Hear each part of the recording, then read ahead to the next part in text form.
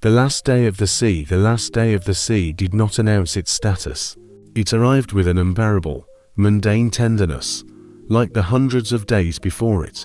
It was an early, sunny morning on the coast where the sea and the steppe held their eternal, salty dialogue. The air was viscous, warm, and saturated. In it mingled the clean, crystalline scent of salt, heated white stone, and the faint, woody aroma of cypresses standing still, dark sentinels. This complex, southern smell was a code of peace that she and he breathed daily, unaware that it was preparing to become an unattainable memory. Their house, low and bright, stood near the horizon, where the water line merged with the sky in perfect, blue infinity. Inside, a simple, familiar geometry of happiness reigned. Morning light, breaking through the clean window glass, painted golden rectangles on the wooden floor. He woke up earlier. His movements were quiet, measured, ritualistic. He placed the turca sazvi on the stove. The smell of coffee, bitter and insistent, mixed with the smell of the sea, creating a private, intimate cloud of comfort. He watched her sleeping, her breathing even, calm, a testament to complete trust in the world and in him. This was the most important thing. Their synchronicity. They knew each other's rhythm without words. The silence between them was full, rich with a shared past and an assumed future. He placed a cup of coffee on the nightstand. She woke up and smiled at this gesture, which had been repeated for years. The children, still asleep, lay in the next room. Their breathing, light and quick, was the accompaniment to their whole life. He looked at them and felt a physical, warm contentment. His world was whole.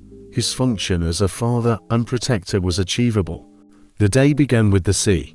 They walked as three, the children ahead, he and she slightly behind, hand in hand. The sand was hot and dry. Shells rattled underfoot, tiny, white fragments of the sea's previous lives. The water was gentle, transparent, accepting. He looked at the horizon. His gaze was habitual, the look of a man who knows that beyond that line there is no threat, only expanse. She laughed, tossing stones into the waves. The sound of children's laughter, mixed with the roar of the surf, was the purest, undistorted frequency of the world. For the first time that day, he felt a slight, irrational surge of anxiety. Somewhere far on the horizon, above the waterline, hung a solitary cloud. Not a storm cloud, but unnaturally dense, grey in color. It seemed alien in this clear sky. He dismissed the thought. It was just weather.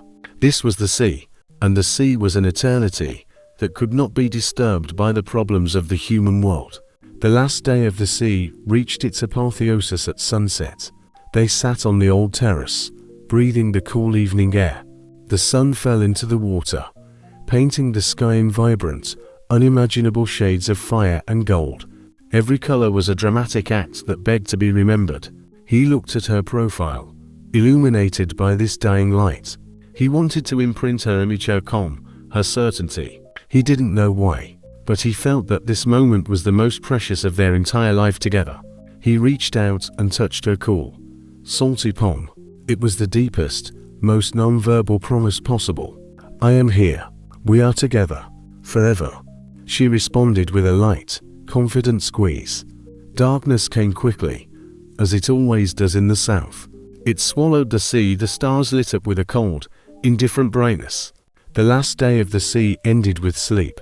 A sleep that was deep and serene, unaware that beyond the horizon, it was no longer a cloud gathering, but armor and metal. The line drawn by night, the sleep of the last day of the sea, was destroyed by violence. It ended not with an awakening, but with an explosion, a crude, metallic, deafening impact that pierced the silence and penetrated directly to the very core of tranquility. The first impact was the shock of misunderstanding. The second impact was the confirmation of terror. The walls of the house trembled, the window glass rang in a hysterical, jingling chorus. The darkness, which had been cozy and familiar an hour ago, became hostile, filled with menace.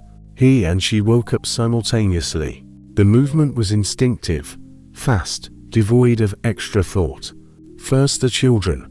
They entered the children's room, their hearts beating in unison, groping in the darkness for the small, warm bodies, and holding them close. The children were crying not from pain, but from the abrupt intrusion of chaos into their world.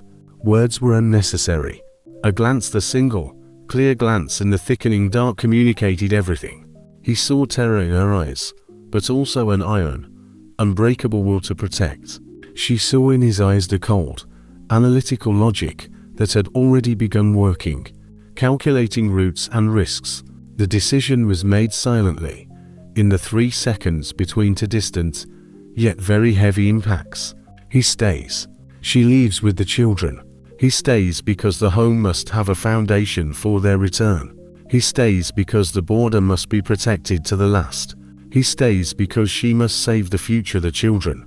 This was the cruelest, most rational logic of war. The preparation was feverish, chaotic, yet hyper-disciplined. They worked as a single, desperate mechanism. He collected the most essential things: documents, money, a reserve of fuel for the car, everything for moving forward. He did not look at the furniture, the books, or the paintings. All of this was secondary. His focus was on the future, on those who would breathe tomorrow.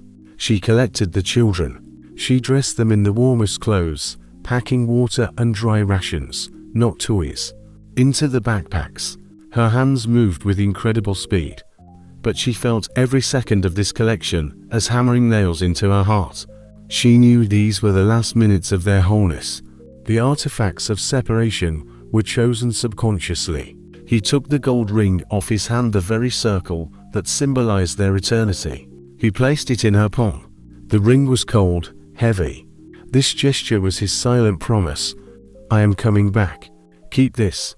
Our eternity is waiting. She took the ring, hid it in the deepest pocket, and in return, gave him her small icon, which she had kept all her life. The icon was old, worn. It was her wordless prayer.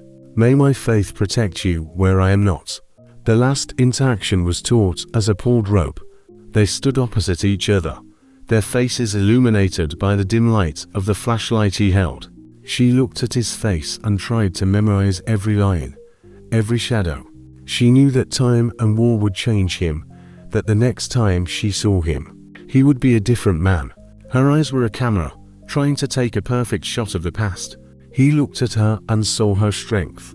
He saw the woman who lives to protect the future. And in that act was incredible, profound courage. His love for her was now defined as the necessity of action, the necessity of surviving. For their reunion, the departure was inevitable. They put the children in the back seat, children who were sleeping or crying, not grasping the scale of the tragedy. The final moment was at the threshold. Their hands met for a second, a short, warm, desperate touch. Then the rupture. The cold air of war rushed into the space between them. He closed the car door. The sound of the door slamming was the most definitive sound. It separated their lives forever. The car moved, slowly, carefully, bypassing the first craters and debris. She did not look back. Her gaze was directed strictly forward to the line of salvation. She held the gold ring in her fist, its coldness her anchor in the raging sea of anxiety. He stood on the threshold, watching the retreating taillights. The light from the car was the last thread connecting him to the future. When the car disappeared around the corner, absolute darkness and silence descended. A silence filled only by his own heavy breathing and the distant roar.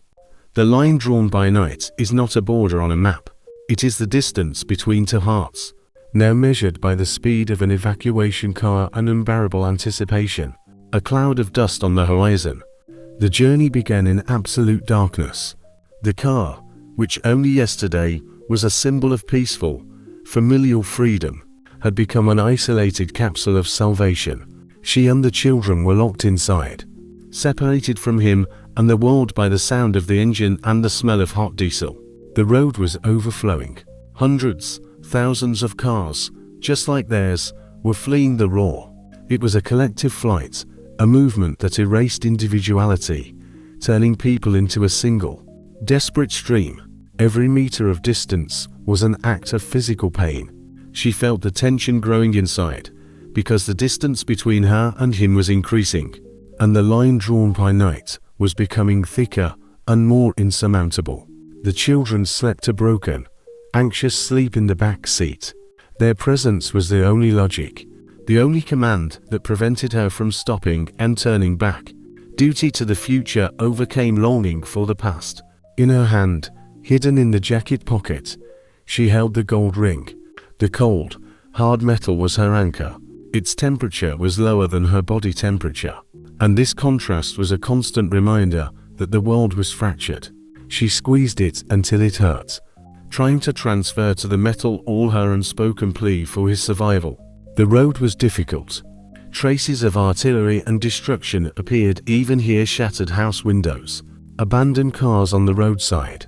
Every such sign was a confirmation of the correctness of their terrible decision.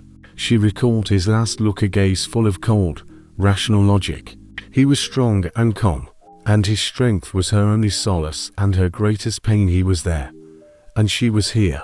The first rays of dawn brought a peculiar, agonizing beauty. The sky was clear, but its edges were distorted by fog and dust. She carefully looked in the rearview mirror. There, on the melting horizon, it appeared the cloud of dust. Not an ordinary cloud. It was a grey, heavy, rising mass of smoke, soot, and suspended particles of destroyed buildings. It was the shadow of their hometown, the last tangible presence of their past life. The cloud was ambivalent. It was proof that the war continued and was destroying their home. But it was also the last, visible connection to him. As long as that cloud was on the horizon, as long as it obscured the sun, he was somewhere there, beneath it. She did not take her eyes off this grey spot.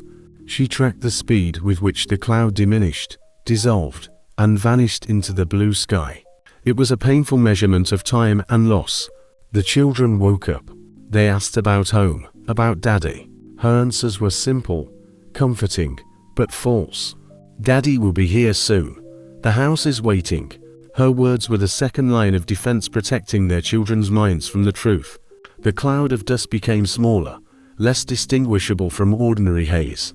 The boundary between war and peace grew uncertain. The road continued to carry them away. She felt like a passive participant, like an object placed on a conveyor belt, moving by an irrevocable law. This conveyor belt was taking her towards the unknown, but away from the most important thing.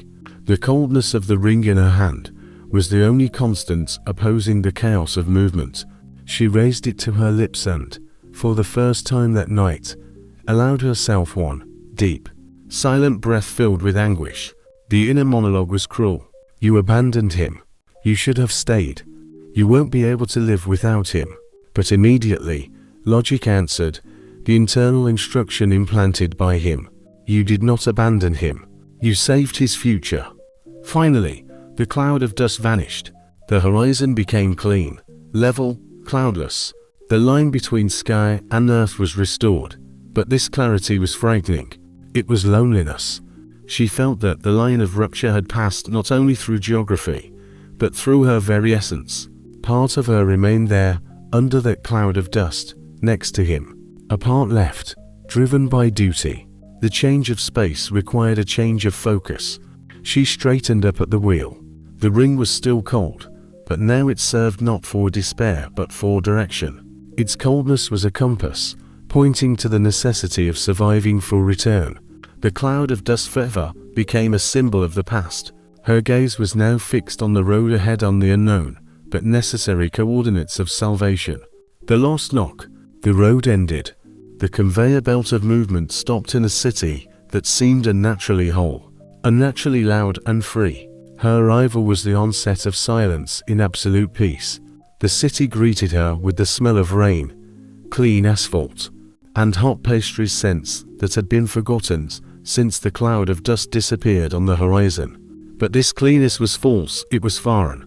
Her nose sought the familiar notes of gunpowder and damp clay, and their absence was the sharpest blow.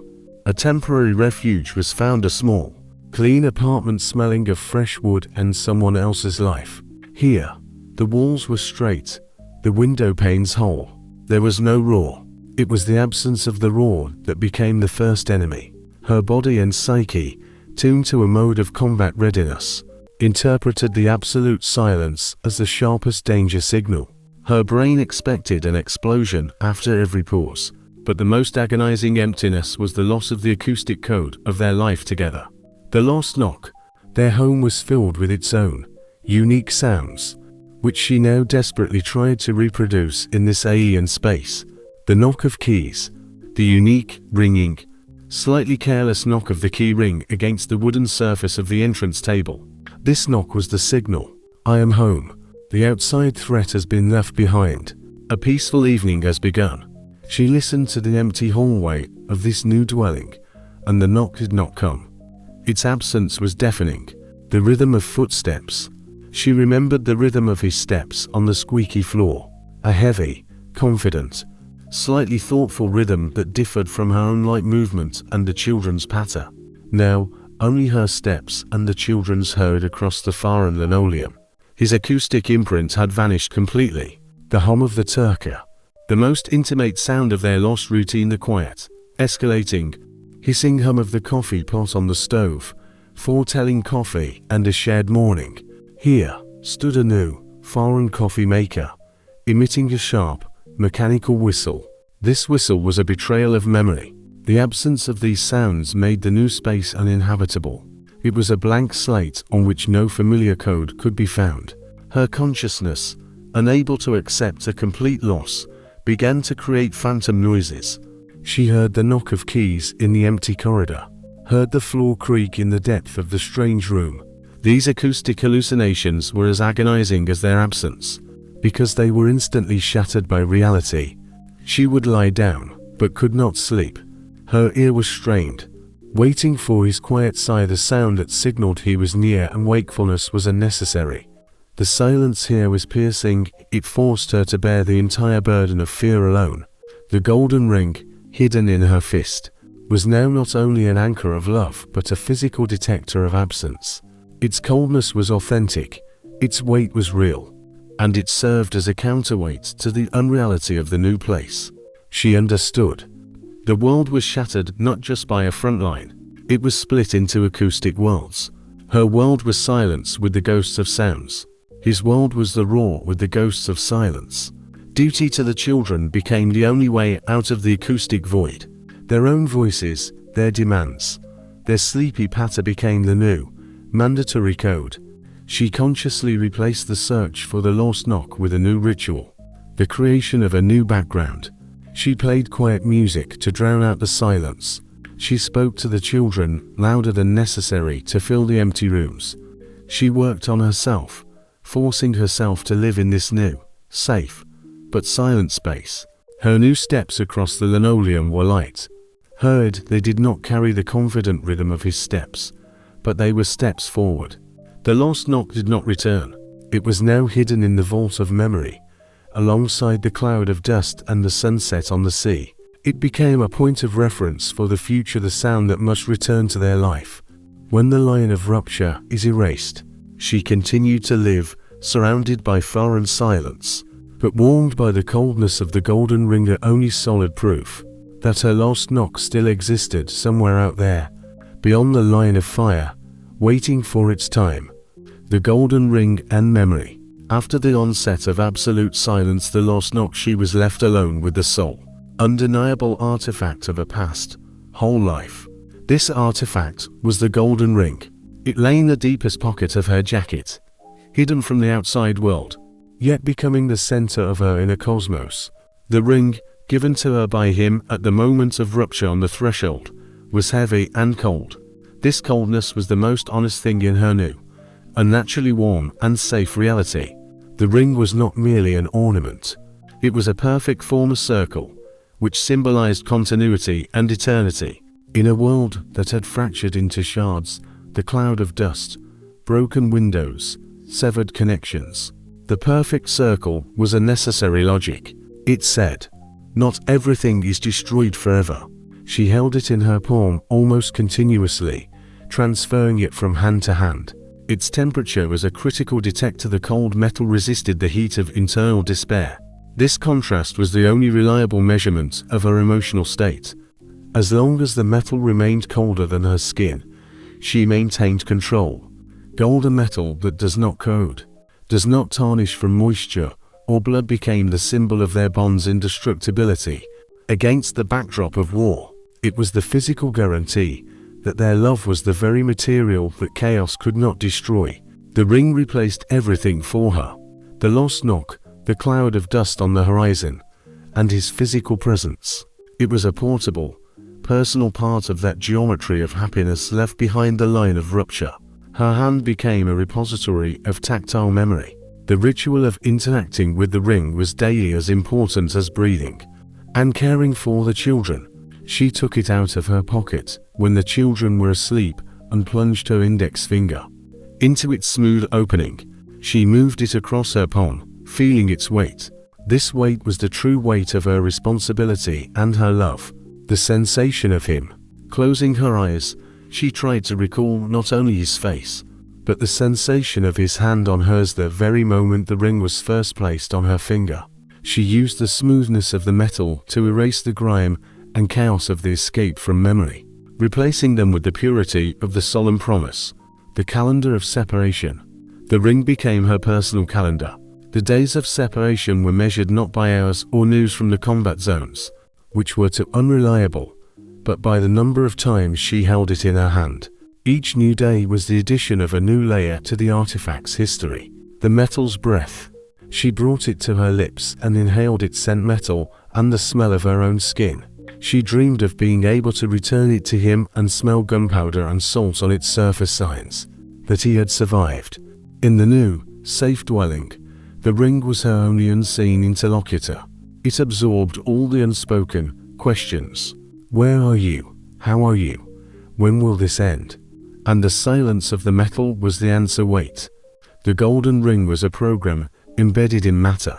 Its function was strict and undeniable, much like Mulva's code of return from the previous story. 1. The principle of wholeness, circle integrity. The ring reminded her that despite the physical separation, their souls remained a single circle. As long as the form was whole, their family was whole. 2. The principle of victory, purity code. Gold does not rust or bend from accidental impacts. It was a symbol that love is the most durable material, one that cannot be corrupted by the metaphor of the grime of war. 3. The principle of mission, return protocol. The ring was a guarantee of return. She had to preserve it and herself for the moment when she could give it back to him. This was her personal military mission to survive for the act of reunion. She understood that she could not wear it on her finger. It would be too loud, too painful, and would draw too much attention to her loneliness. The ring was her secret, her hidden weapon against pity and sympathy. She stood up. Light from the foreign window fell on the table. She placed the ring in a new spot next to a photograph of the children. Now it was not only a memory of him, but a talisman for their future. It testified, "I am not alone. My heart stayed on the battlefield in my husband's hand. I am his messenger and the guardian of our circle." The light and coldness of the gold were her daily ritual of strength. The map without a road, the house ceased to be a home. It became a shell, a fort, a border post, frozen in that very night when the line drawn in the night split his life. He stood inside, a man who voluntarily accepted the heaviest mission waiting. The silence that followed the car's departure was not the silence of peace. It was a heavy, physically palpable emptiness, filled with the inched echo of their shared breathing. The trench, his temporary world, was everywhere in the boarded-up windows. The coldness of the walls, the body's constant readiness for the roar. He stopped living within the house's space. He lived inside the perimeter. The first days were dedicated to fortification, boarding up windows, building up water and fuel reserves. He was converting a place of comfort into a machine for survival. Every room was dehumanized. The living room became an observation post, with a thin slit in a boarded-up plank. The kitchen a storage room. The only place he allowed himself to remain human was the bedroom. But even it was cold and permeated with the scent of absence. The main torment was acoustics. He heard every sound outside: the creak of a branch, a distant pop, the rustle of the wind. His ear worked as a continuous sound filter, searching for threat. But inside the house, the ghost of the lost knock reigned. He woke up from his own sigh, expecting her light steps on the floor. He stopped in the hallway, instinctively anticipating the ringing clatter of her keys on the table. The silence was a mirror of his loneliness, constantly reflecting his own emptiness back at him. His physical anchor became her icon, the small, worn image she left him in exchange for the golden ring. The icon was a symbol of her faith and her plea for protection. He wore it in his breast pocket. It was thin, light, but its presence was heavy and obligating. He felt it under his hand, and it was a reminder that he carried not only his own life but her prayer. He contrasted the sensation of the icon with the sensation of the ring's absence. The ring was heavy, warm, a symbol of shared wealth. The icon was light, cool, a symbol of personal duty and spiritual burden. He knew that the ring was now in her hand, cold and hard, and this was a mirror connection, a mutual holding of memory through two artifacts. The main psychological enemy was the impossibility of planning. He, an active man who loved logistics and order, was trapped in absolute stagnation.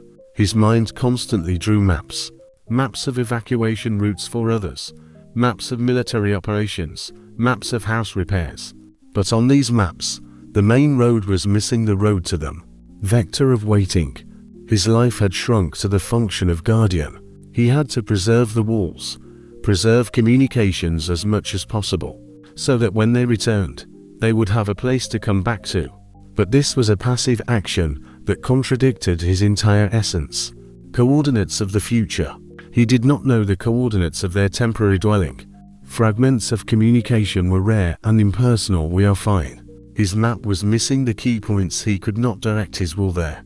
He was trapped waiting for her signal, the signal that the path was clear. Calendar of time. His perception of time had broken. Days were marked only by the heaviness of the roar and the repetition of survival rituals. Checking the roof after every shelling, conserving water. Time was the enemy, because it was eroding the house and increasing the distance between them. He realized that his greatest sacrifice was not the risk of being killed, but the risk of being broken by waiting, the risk of losing the capacity for action when the signal came. To counteract the paralysis, he created his own memory protocol, the first step toward developing a complex chronicle of waiting.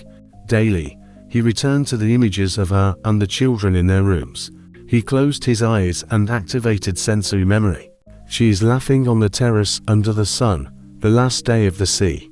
Her hand hands him the turka with coffee, the lost knock. He used her bright memories as fuel, because his own were beginning to fade under the roar. The icon on his chest was the guarantee that memory would not switch off. He picked up the old local map, spreading it on the table. He traced his finger along the line drawn in the night, the line of separation. Beyond it, the path was clear, but without a name. The map without a road was his new home, and his mission was to await the day when a new line would appear on that map, the single direct road back to reunion. The white window, the line of rupture, was invisible yet tangible. It ran not across geography, but across the phone screen. For her, the new center of the world became the messenger interface, where the single chat with him constantly resided at the very top of the list. Her temporary dwelling, clean and safe, was merely a hangar for waiting. All her thoughts, all her physical actions, were secondary to the one main ritual of the daily pilgrimage to the white window. The phone was the gateway between two worlds. On one side, the world of calm streets, children's games, and water in the tap. On the other, the world of the raw, cold, and fear, where he remained the guardian of the ruined home. She held the phone as the most precious, yet most fragile, item. The battery was at the top of her hierarchy of values. A discharged phone would be an absolute amputation of communication. She conserved every percentage of charge, understanding that it was the fuel of her hope. Her interaction with the white window was cyclical and strictly regulated by an internal protocol. 1. Status check, the last seen. The first thing she did was check the time of his last online status. This small, grey digit was the most precise signal of his physical safety. If the digit was recent, she sighed. If it was old, the anxiety began. These seconds were small battles against despair. To Dot, writing the unsent draft. She did not send messages often. Every message was a risk for him, the risk of being noticed, the risk of using precious energy. Therefore, she wrote them in drafts, long, detailed narratives about the children, about flowers, about her longing. The draft was her private territory for dialogue, until she received permission to send, either through his reply or through confidence in safety. 3. Gazing at the window, the white wait. Most of the time, she simply looked at the white window itself, the empty chat space. This was the cruelest zone of waiting. She was ready to see any text, any emoji. But its emptiness was equivalent to the silence of the universe. The white screen was a metaphor for their relationship now. It was clean, neutral, carrying the same potential for both salvation and loss. Hope. The whiteness of the screen was like a blank sheet, ready to receive the text of reunification. She saw in it the potential for a new beginning, the start of a new life, a new story. Every moment of this white stillness was a chance for the word hello or I'm coming to appear. Despair. On the other hand, this whiteness was cold, indifferent. It was a reminder that time was passing, but meaning was absent. It was an infinite void in which nothing could sprout. She felt physical pain from staring at this emptiness. Her finger pressed the screen with extreme caution, careful not to accidentally send a draft that was too emotional. Emotions were a luxury he could not afford now. His function was survival. Her function was to maintain his mail with clean, sterile phrases about well-being. She turned the golden ring in her palm, chapter 5, and looked at the white window. The two artifacts entered a silent argument. The ring demanded trust in matter and eternity. The window demanded trust in technology and chance. When a message finally came from him, it was a short, depersonalized echo of his presence. Whole. Eating. By. No details, no emotions. He wrote in telegraphic style, the style of a soldier, conserving every word. But for her, every such word was an entire novel. Whole. This was an affirmation of physical integrity, cancelling all her nightmares. Eating. This was proof that he was performing the basic functions of life, that he had not lost the will to survive. By. This was a cruel affirmation of the continuity of separation, but also a promise of a future hello. She reread these 3 words 1,000 times, searching for intonation, emotion, hidden meaning. She was looking for the lost knock, encoded in the digital space. She sent him a reply, also short, neutral. Love you all, including the children, or just a heart emoticon. Her love was now an encryption code that had to reach his heart through all barriers, and keep his mind clear. In the evening, when the children were asleep, she lay on the farm bed, the white window illuminating her face. She continued to look at it, even when the status already showed offline. The window was closed, but not broken. It was her daily reminder that he exists, and that her life is now a chronicle of waiting, written between 2 messages in a chat. The white window, the line of rupture, was invisible yet tangible. It ran not across geography, but across the phone screen. For her, the new center of the world became the messenger interface, where the single chat with him constantly resided at the very top of the list. Her temporary dwelling, clean and safe, was merely a hangar for waiting. All her thoughts, all her physical actions, were secondary to the one main ritual of the daily pilgrimage to the white window. The phone was the gateway between 2 worlds. On one side, the world of calm streets, children's games, and water in the tap. On the other, the world of the raw, cold, and fear, where he remained the guardian of the ruined home. She held the phone as the most precious, yet most fragile, item. The battery was at the top of her hierarchy of values. A discharged phone would be an absolute amputation of communication. She conserved every percentage of charge, understanding that it was the fuel of her hope. Her interaction with the white window was cyclical and strictly regulated by an internal protocol. 1. Status check. The last scene. The first thing she did was check the time of his last online status. This small, grey digit was the most precise signal of his physical safety. If the digit was recent, she sighed. If it was old, the anxiety began. These seconds were small battles against despair. To Dot, writing the unsent draft. She did not send messages often. Every message was a risk for him, the risk of being noticed, the risk of using precious energy. Therefore, she wrote them in drafts, long, detailed narratives about the children, about flowers, about her longing. The draft was her private territory for dialogue, until she received permission to send, either through his reply or through confidence in safety. 3. Gazing at the window, the white wait. Most of the time, she simply looked at the white window itself, the empty chat space. This was the cruelest zone of waiting. She was ready to see any text, any emoji. But its emptiness was equivalent to the silence of the universe. The white screen was a metaphor for their relationship now. It was clean, neutral, carrying the same potential for both salvation and loss. Hope. The whiteness of the screen was like a blank sheet, ready to receive the text of reunification. She saw in it the potential for a new beginning, the start of a new life, a new story. Every moment of this white stillness was a chance for the word hello or I'm coming to appear. Despair. On the other hand, this whiteness was cold, indifferent. It was a reminder that time was passing, but meaning was absent. It was an infinite void in which nothing could sprout. She felt physical pain from staring at this emptiness. Her finger pressed the screen with extreme caution, careful not to accidentally send a draft that was too emotional. Emotions were a luxury he could not afford now. His function was survival. Her function was to maintain his mail with clean, sterile phrases about well-being. She turned the golden ring in her palm, chapter 5, and looked at the white window. The two artifacts entered a silent argument.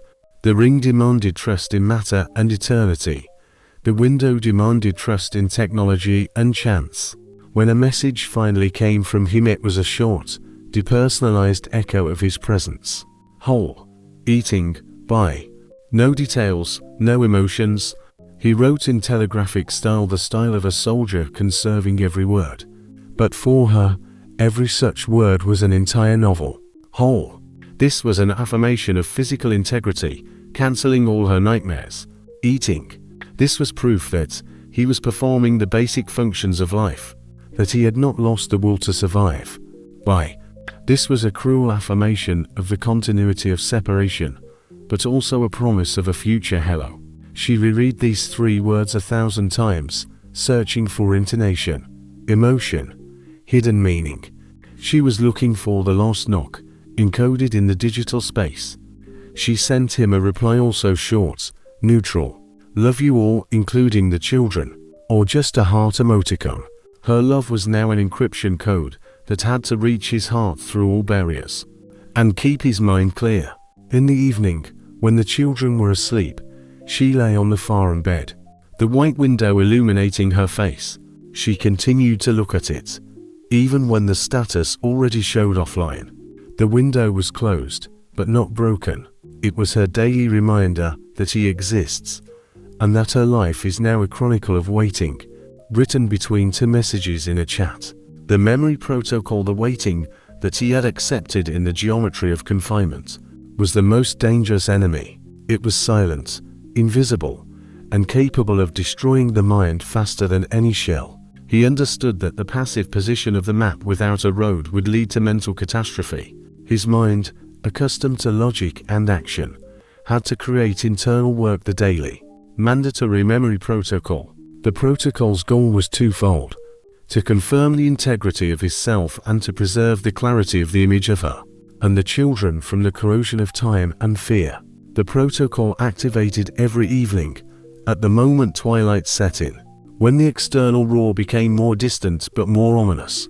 He chose the safest corner of the house, where he felt the greatest thickness of the walls. The first step was the preparation of the tools. He took out the icon, her artifact of faith, and placed it before him. The icon served not only as a spiritual shield, but as a focal point for concentration. He stripped himself of the entire external function of the keeper, allowing himself to be only a man, remembering and loving. Then came the filter deactivation. He consciously weakened his sound filter for external threats, because now the outside world was secondary. He had to hear the internal voice of memory. The protocol involved reconstructing one specific, mundane scene from the past, day after day. Not holidays or travels, but routine, because routine was the true target of the war. Today's session was dedicated to the scene breakfast on the terrace, the memory of a peaceful morning, before the moment of rupture. Scene activation visual check. He would close his eyes and demand absolute precision of the image from his mind. He saw the sunlight falling through the grape leaves onto their old wooden terrace. He fixed the color of her summer t-shirt, the specific angle at which his coffee cup stood. No blurriness, no shadow of fear. The image had to be clean, like pure code.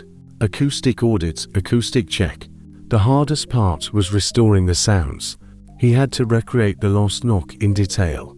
The faint clinking of a fork against the ceramic plate, her light laughter at a child's joke, the sound of the surf in the background, a connection to the last day of the sea.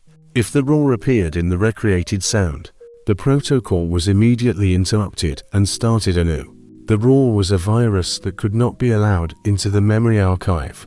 Sensory check, sensory test. He restored the smells, the fresh scent of the wet terrace, the aroma of coffee, the sweet smell of baking. He remembered the feeling of the sun's warmth on his hand when she fleetingly touched his elbow. These were small, insignificant details, but they proved reality. They proved that this was real. A problem arose constantly. First, physical reality interfered. The coldness of his current corner contradicted the warmth of the sun in the scene. He had to isolate one from the other by sheer force of will. But the most dangerous was oblivion. Time and trauma began to blur the contours of memories.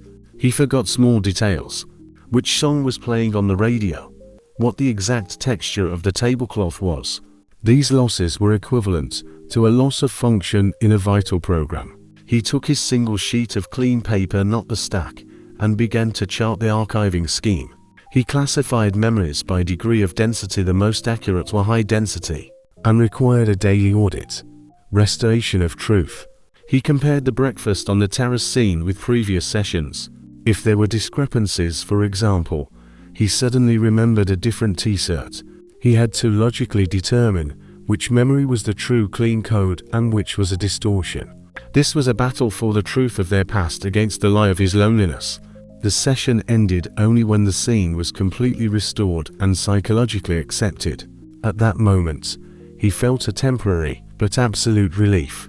He knew he had fulfilled his duty. He had preserved their shared value. He flipped the icon over an act of completion and returned to the function of the keeper. The roar became dangerous and important again, but now he had a purpose: to preserve the walls while the memory archive remained whole. The memory protocol was his code of return, an invisible promise he made to his family every evening. In the cold and the waiting, the lost sleep, which in peacetime was a restoration of strength, became a specific, painful zone in the chronicle of waiting, a temporary but absolute disconnection from reality, only to immediately plunge into the reality of the past. She slept in a safe, warm house, but her sleep was lost. It belonged to him and their shared life. Her sleep was divided into two unequal cycles, an anxious surface and a deep encounter. The first phase of sleep was very similar to her wakefulness. It was protective. Her brain continued to work as an acoustic scanner, filtering noises and searching for threat. Silence test. Her body was tense, expecting a disruption of the silence, not the roar of war, which was too far away, but an internal, familiar noise, the lost knock. The absence of this knock was a constant reminder that she was alone. She slept superficially, like a deer ready to bolt at any moment. The cold of the ring. Even in sleep, she held the golden ring in her palm. Its cold was a constant tactile signal that prevented her from fully disconnecting from the reality of duty and waiting. The ring was her personal alarm siren. This phase was a time when reality continued to dominate, preventing her from relaxing and gathering strength. After long hours of fighting anxiety, the phase of deep sleep arrived. The encounter. Sleep became the only place where the line of rupture disappeared. where she was part of him again without conditions, without fear, without war. Restoration of integrity. The dreams were short but saturated and realistic. They were not about war or salvation. They were about basic, calm routine, a shared dinner, fixing a broken faucet, a walk through the city on a rainy day. These dreams restored the geometry of happiness, the perfect angles of their peaceful interaction. Tactile realism. Most importantly, she felt his presence again. The warmth of his body nearby, the weight of his hand on her shoulder. She once again felt the smell of his skin, which was mixed with the aroma of salt and coffee. The last day of the sea. These dreams were painful in their incredible truthfulness. They gave her a temporary sense of physical wholeness, acoustic perfection.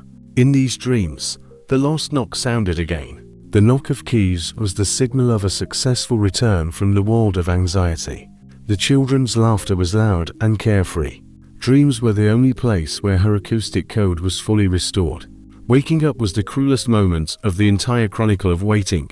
It was a physical expulsion from paradise back into the reality of loneliness. Sensory rupture. She opened her eyes and the warmth next to her disappeared. The smell of salt and coffee was replaced by the neutral scent of the foreign room. The last knock abruptly cut off, giving way to cold silence. This was the feeling of amputation, which required several minutes to accept the new reality.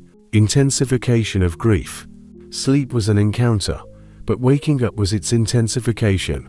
The more vivid the dream, the deeper and heavier the grief.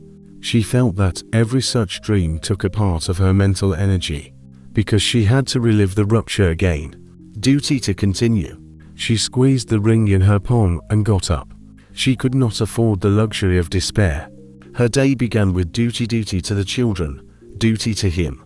She had to function while he fought for survival there. Paradoxically, this painful sleep was her only fuel.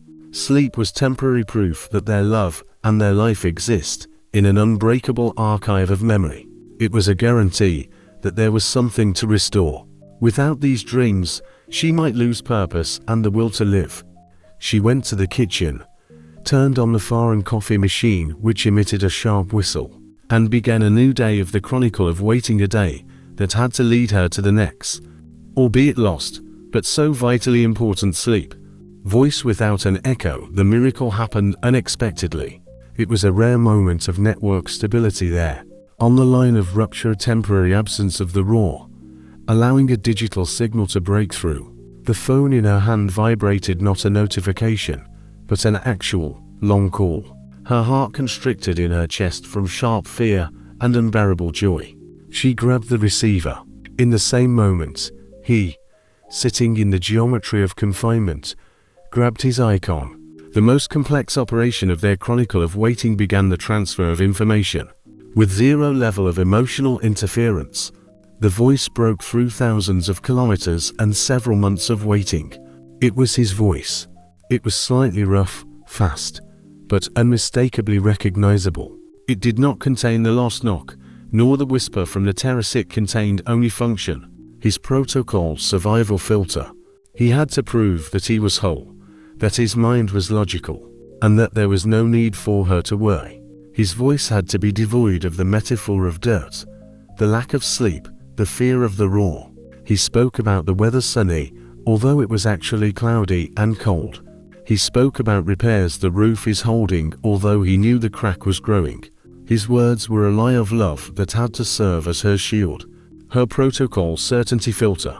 She had to prove that they were a whole, functioning world without him. Her voice had to be clear, joyful, without traces of the weeping willow or superficial sleep. She spoke about the children's school, their successes, how well the volunteers had helped them. She transformed her agony of waiting into a clean, untroubled report of well-being. The truth was not in the words, but in the pauses. They both knew this code. His pause. When she asked about food, his answer came after a full second too long. This pause was full of hunger, fatigue, and the heavy burden of the geometry of confinement. She heard the truth in this silence and understood that his supplies were running low. She continued to talk about how they had plenty of food, trying to transfer the energy of satiety to him through words. Her pause. When he asked if the children were sleeping soundly, her voice was too cheerful. He knew that such ideal joy was a lie. He heard in this false cheerfulness the entire weight of her sleepless nights, and the terror of the lost knock. He responded immediately with a set of short instructions about safety. It was his way of returning control of the situation to her. The golden ring in her hand and the icon on his chest vibrated with the tension.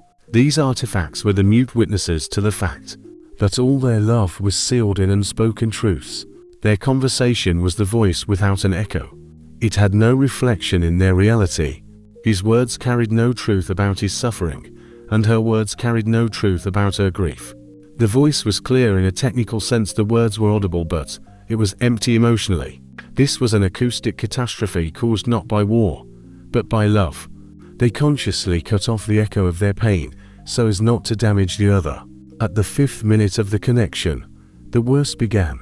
Interference. Not the war, but the regular network decided to interrupt them.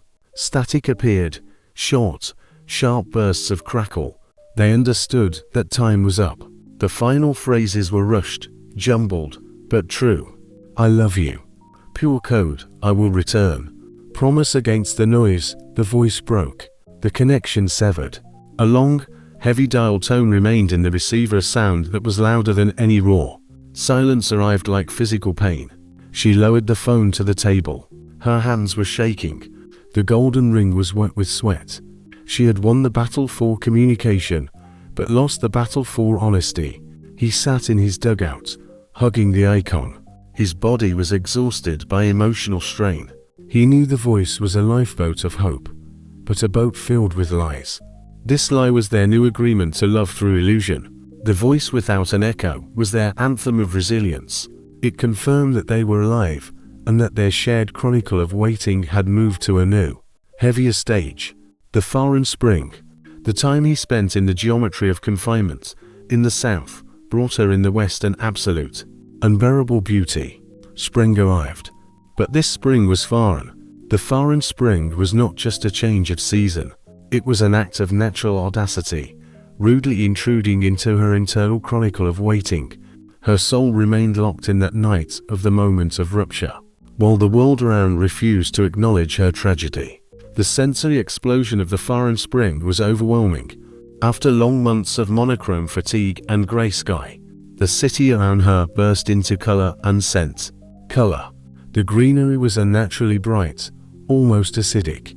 Flower beds bloomed with tulips and daffodils there. Purity and perfect shape seemed indecent against the backdrop of thoughts of mud and ruins. She saw yellow, the color of joy, but felt it as mockery of her own grey world. Scent. The air was infused with the aroma of flowering trees, a sweet, suffocating smell of life and love. This scent became physically painful because it was devoid of his presence. Her nose searched for the familiar aroma of salt and coffee from the memory protocol, but found only this foreign, serene bouquet. Light. The sun was hot and insistent. It flooded the streets, dispelling all shadows. It demanded joy and openness. Her body responded to the warmth with physical relaxation, but her soul remained cold, unaccepting of this external kindness. The foreign spring was a constant reminder that the world continues without them, without their shared rhythm. Her internal landscape remained frozen at the level of the moment of rupture. The contrast between the external spring and the internal winter created an insurmountable barrier between her and this new city. Loneliness among happiness. She watched the locals strolling in the parks, drinking coffee on outdoor terraces, and hugging each other without fear. Their carelessness was her cruelest tormentor. She felt like a foreigner observing a strange, incomprehensible ceremony. Her loneliness intensified proportionally to the joy of other people. Cold of the ring. The golden ring in her palm, chapter 5, served as a physical counterweight to the solar heat. She felt the warm air trying to warm the metal, but it stubbornly remained cold, symbolizing the unhealed wound. This cold was her truth, which she would not allow to be violated by foreign happiness. The willows weeping, a symbol. She returned to the river, and the willow, chapter 8. The willow was the only symbol that understood her sorrow. But even the willow began to turn green, its weeping becoming more decorative, more aesthetic, losing its original heaviness. Even nature refused to share her grief completely. Her duty to him and the children forced her into active measures, the creation of a false archive. For sending through the white window, chapter 7. She had to prove to him that their future was growing in safety. The photograph of happiness. She photographed the children against the backdrop of flowers, smiling, clean. These pictures were a lie of love, created to shield his mind in the geometry of confinement. Every photograph contained pure joy, but it was cut out from the context of her internal weeping. Transmission of the code. Every message about spring was carefully filtered. No mention of how hard it was for her to breathe this foreign air. No hints of fear. Only sunny, warm, kids are playing. She transmitted a code of optimism to him to reinforce his will for the memory protocol. Chapter 9. Internal payment. For every smile, for every clean photo, she paid a high price, an intensification of the feeling of alienation. She was an actress playing the role of a happy wife in a world that did not belong to her. Gradually, she began to accept the foreign spring not as an enemy, but as a tool. This beauty was not for her, but for those she saved. She looked at the bright green grass and thought that his life there, surrounded by the metaphor of the dirt, was much harder. Her internal winter was a forced state that protected her from complete burnout.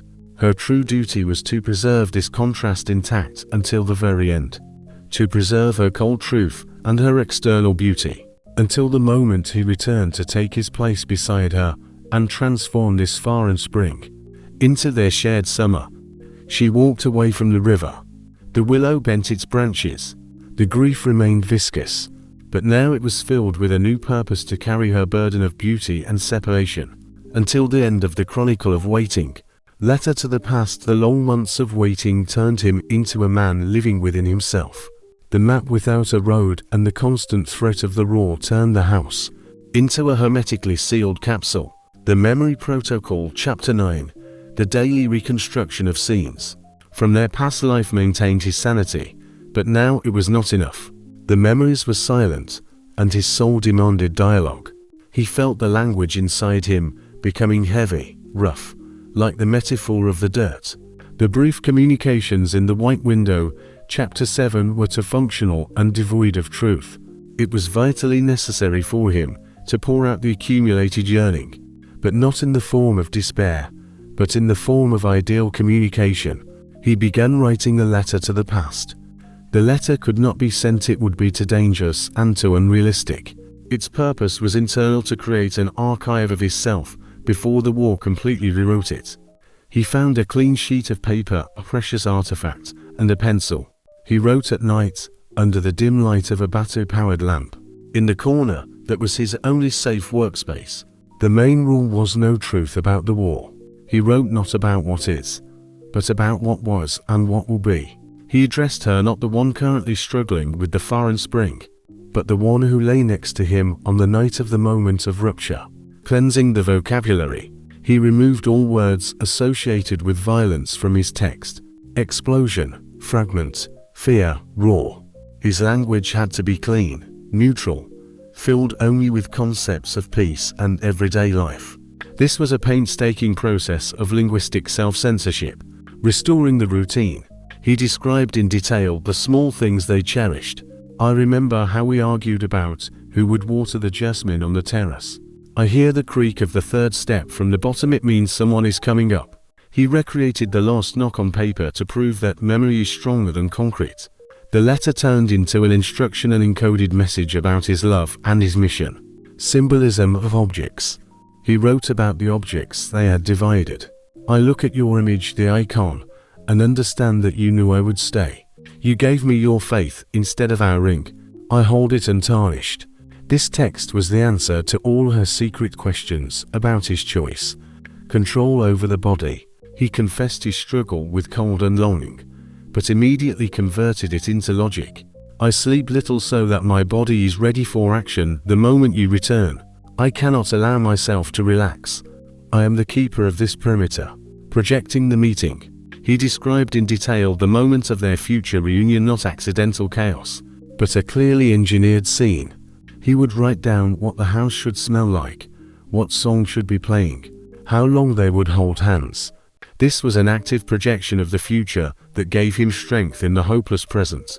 He wrote 4 hours. His fingers, calloused from fortifying the walls, were clumsy, but the handwriting was firm. The more he wrote, the lighter his heart felt. The psychological pressure was relieved and transformed into pure text. The words were heavy. They were saturated with all the pain of waiting and loss, and therefore could not be lost. When the letter was finished, he read it once. The blend of love, logic, and pure yearning seemed perfect. It was proof that he had survived as an individual. He folded the paper very neatly, placed it in a hermetic plastic bag, an artifact from the dry rations, and put it next to the icon. This letter was sealed in memory and was ready to wait for the day when the line of rupture would be erased. He replaced yearning with purpose.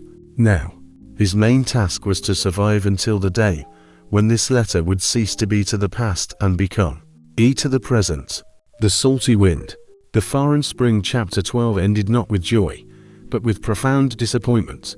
She realized that the safety bought at the cost of vast distance was unbearable.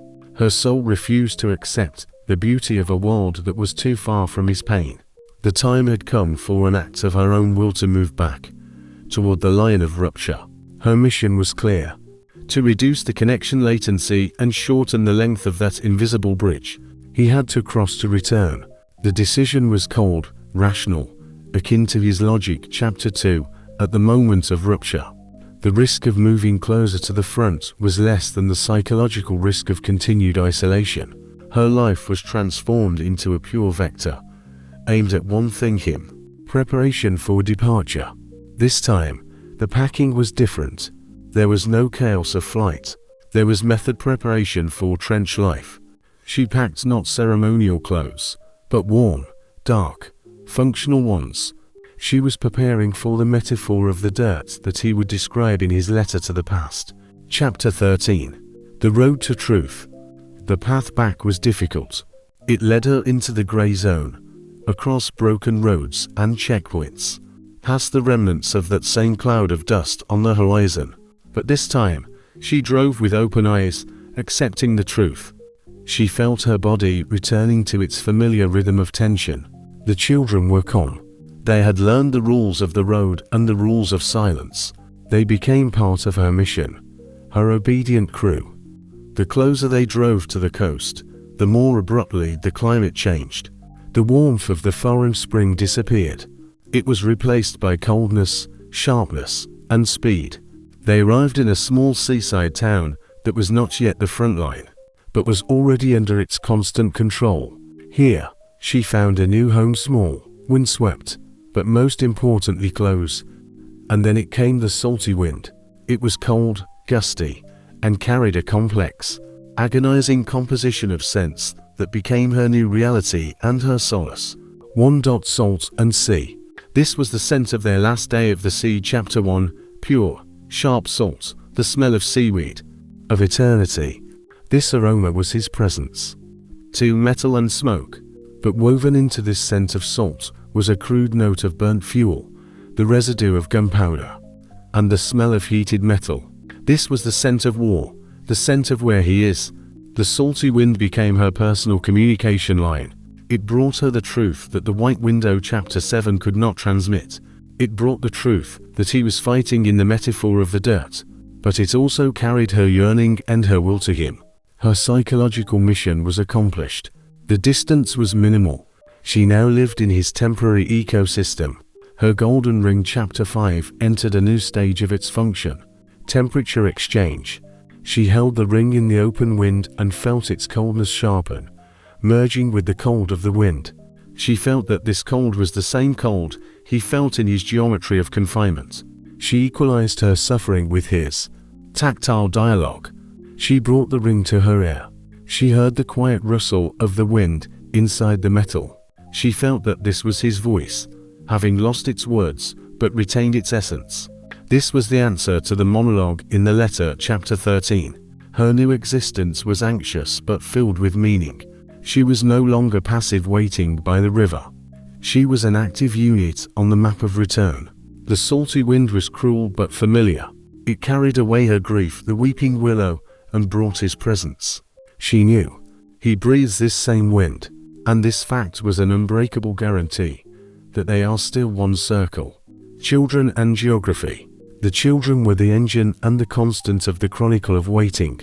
They were the only part of her and his world that refused to age and succumb to grief. For them, war was not a political act, but a sudden, inexplicable game rule that established new geographical boundaries. They endured the flight, Chapter 4, the relative calm of the foreign spring, Chapter 12, and the anxious approach to the front, Chapter 14. Their psychological defense mechanism was pure and absolute, the denial of tragedy. Through simplicity of understanding, they did not know the terms line of rupture or geometry of confinement, but they knew the entire geography of separation through their own children's coordinate system. Father, the invisible point. Father, he was not a missing soldier for them, but an invisible point on the map. This point was fixed and immovable. He's there working on a very big project, Mother's official legend. Their task was not to worry, but to keep quiet here. The sea as a door. With the arrival at the coast, Chapter 14, the sea once again became a key element. They could not approach the shore due to prohibitions and mines, but the sea was the only door that led to the invisible point. They believed that their homemade paper boats with drawings for Daddy, launched into a stream, would still reach the sea and cross the line of rupture. The geography of hope. Their real map consisted of 4 elements. 1. Our home, lost paradise. 2. The place with flowers for in spring. 3. The place with the salty wind, the nearest point, for the invisible point, Daddy. All these points were connected by a single thread of return. The process of return was obvious and simple to them. It was only a matter of time. The children had perfectly mastered the acoustic code of the new home. They learned to keep quiet, not out of fear, but because it was a game, important for Daddy's success. The quiet lesson. They understood that the roar was a bad sound, and that it was best to sit quietly during its approach. But instead of trembling, they transformed the bomb shelter into a secret agent's base. Their whispering was part of the mission, not of fear. The lost knock modification. They remembered the lost knock, the sound of the door opening and keys. But now they tried to reproduce it themselves. The older child would take their toy keys and quietly tap them on the door before Mother went to sleep. This was their comfort protocol, a naive attempt to restore peace and certainty to the house. Greeting the wind. When the salty wind came, the children would close their eyes and greet it. For them, the wind was not just air, but Daddy's mail. They whispered their secrets and requests to the wind, for Daddy to finish his big project quickly, believing it would carry their message to the invisible point. The children became the unconscious emotional filter for the mother. Her grief, the weeping willow, could not fully manifest in their presence. Duty of the smile. She had to maintain a smile because their naivete was her only defense. Their laughter and their simplicity served as a counterweight to her internal winter and her fear. Resource for the protocol. The children gave her clean content for the white window. Their drawings and short videos became artifacts, Chapter 7, that she transmitted to him to fuel his will for the memory protocol, Chapter 9. The invisible block. She never showed them the golden ring that was her private, adult pain. She knew that the children must remain on their side of the geography, on the side of safety and simplicity. The most important contribution of the children was their absolute belief in the inevitability of return. They did not doubt it for a second. For them, it was an unbreakable rule: Daddy must return as soon as he finishes his project. Their logic was stronger than any bunker. She looked at them and understood. She had no right to lose hope. Their pure geography was her true map with a road. She was the guide to their future, where the lost knock would once again become the knock of home. She put the ring in her pocket and took the children's hands. The salty wind blew from the sea, carrying the smell of salt and metal. They walked home, to their small new house, which was at the minimum distance from the invisible point. The chronicle of waiting continued, guided by children's faith. The limit of control. The chronicle of waiting reached its psychological rock bottom. The metaphor of the passive keeper that he had maintained for months was finally broken by the brute force of external reality. The front line, which he stubbornly considered distant, began to advance on his geometry of confinement.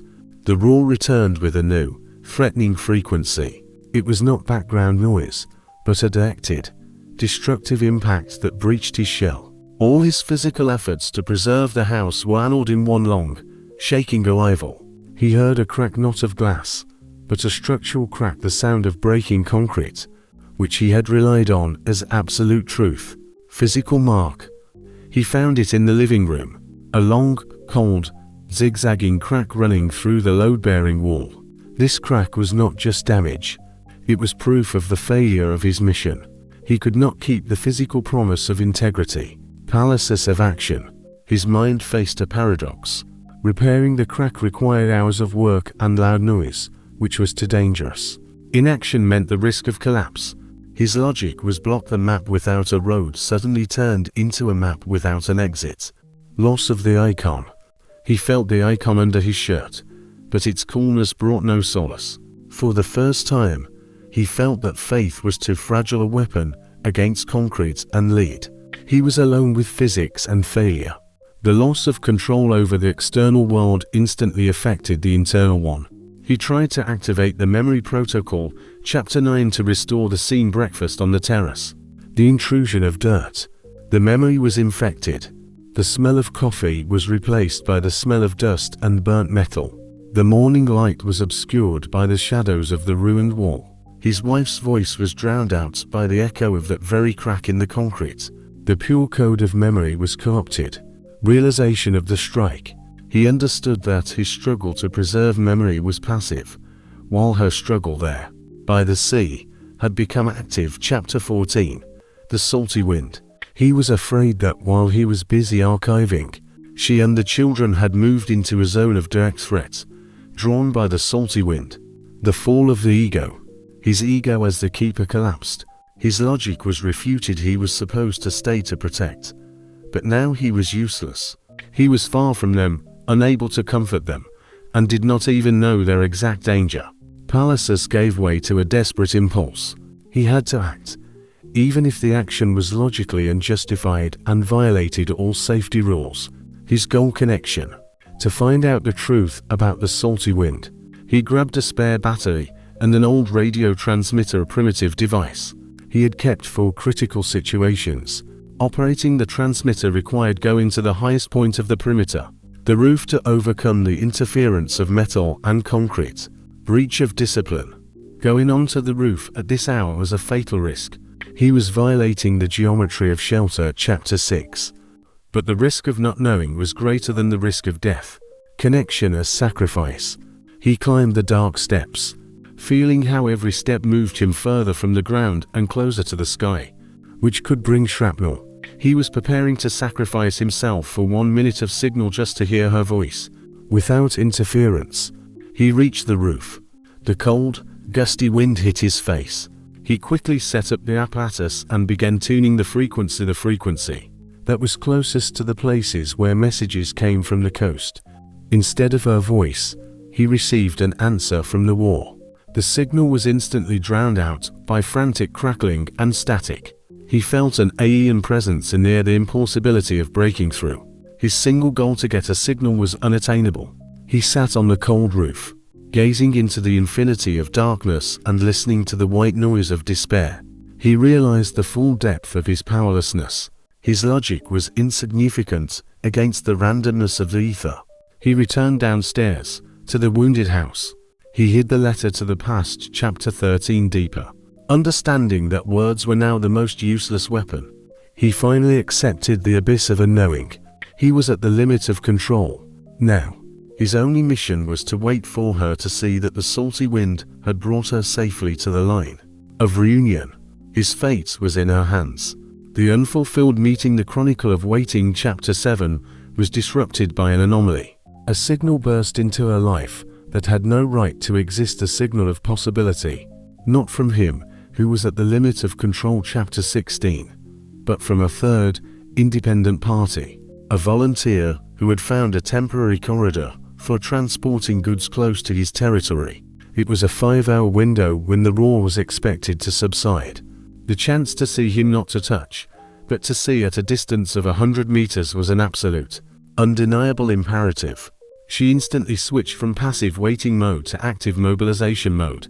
All the grief, the weeping willow, and all the accumulated energy were directed toward one goal: to restore the geometry of happiness for his gaze, cleansing the artifacts. The golden ring, chapter 5, was taken from her palm and cleaned to a mirror shine. She placed it on the most visible point in the car as a symbol of her mission. This ring had to shine for him, proof that their circle was whole. Restoring the image, she dressed the children in the cleanest, brightest clothes to amplify the contrast between their childhood and the military reality. She cut their hair, washed their heads, and insisted that they remember their main task: to shout "Daddy" loudly on cue. Their laughter was replaced by a directive, chapter 15, sensory camouflage. She wore the clothes he remembered from the last day of the sea, bright light to visually cancel the foreign spring and create the illusion that time had not moved. She tried to disguise her tired eyes and thin face. She had to be his ideal memory. The road to the meeting point, an abandoned gas station on the border of his town, was filled with anxiety. The salty wind hit her face, but now it was a guide, not a tormentor. They moved at minimal speed, fearing chance. In the last kilometer, her body stopped feeling weight. She was pure volition, aimed at one coordinate. They arrived. The place was desolate, ruined, but he was not there yet. She parked the car in the most visible spot, like a lighthouse. Her gaze was fixed on the point where a ruined intersection led into his town. She let the children out. They stood next to her, their faces serious. They understood the sanctity of the moment. She held the ring it had warmed from her heat, as if anticipating the meeting. The tension lasted an hour. In this hour was the entire chronicle of waiting, all the dreams, all the letters, all the fears. She felt his approach, not seeing, but knowing. This was the telepathy of separation.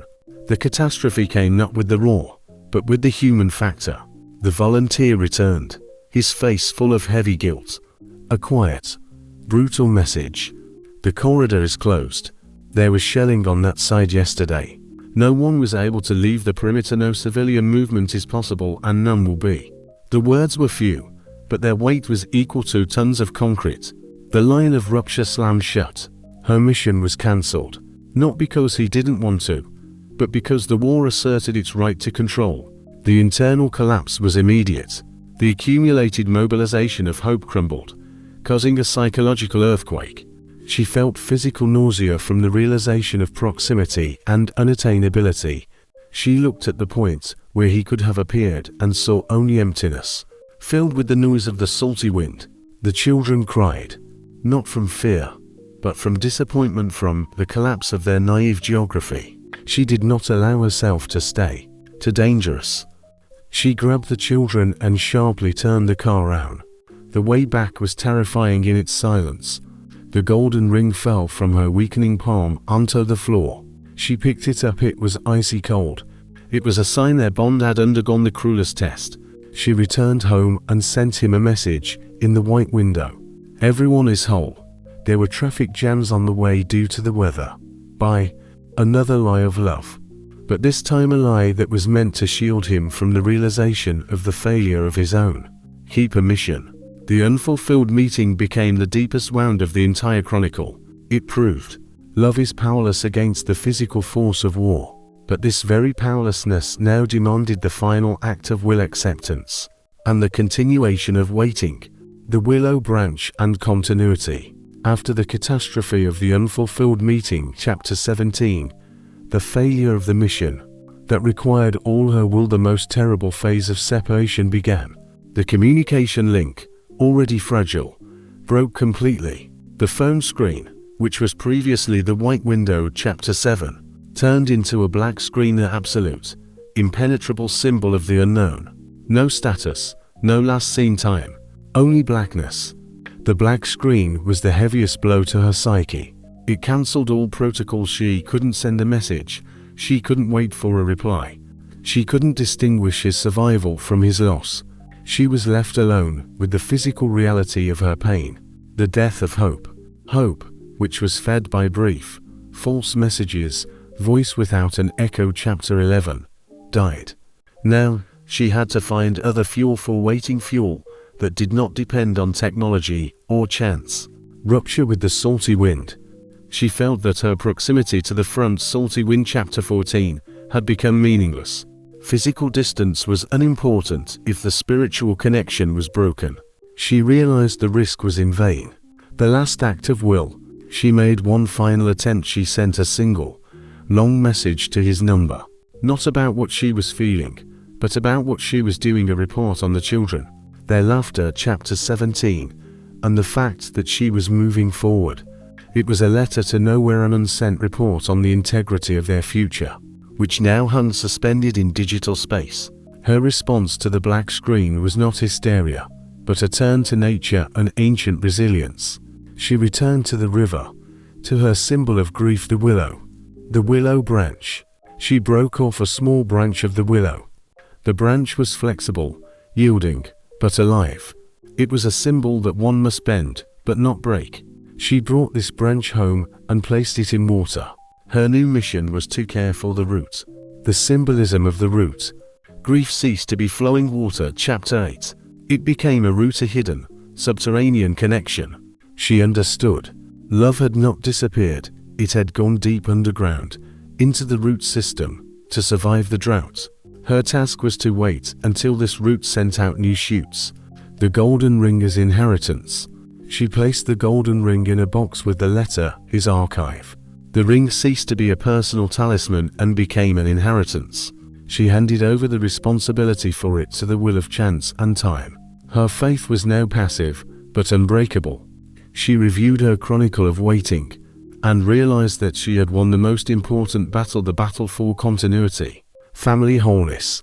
The children continued to laugh. Their geography was unwavering. She had kept them whole. His future was safe. The resilience of the root. She accepted the loss of connection not as an end, but as a test of strength. Her love was now not a bright flower, but a hard, ancient root capable of surviving any drought. And then one day, when the black screen had been silent for 2 weeks, the moment of resolution arrived. She approached the willow branch. Tiny, white threads emerged from the water roots. It was a sign. Life continues, even in isolation. Hope grows from within. The thin thread of connection had not broken. It had simply gone underground. Her mission to wait until this root sprouts and creates a new branch of their shared future. She looked at the sea, which still smelled of salt and metal. She knew he would survive. He was the keeper, and his code of return was unbreakable. She returned home, ready for a new, infinite stage of waiting. She had become the willow, bending but not breaking,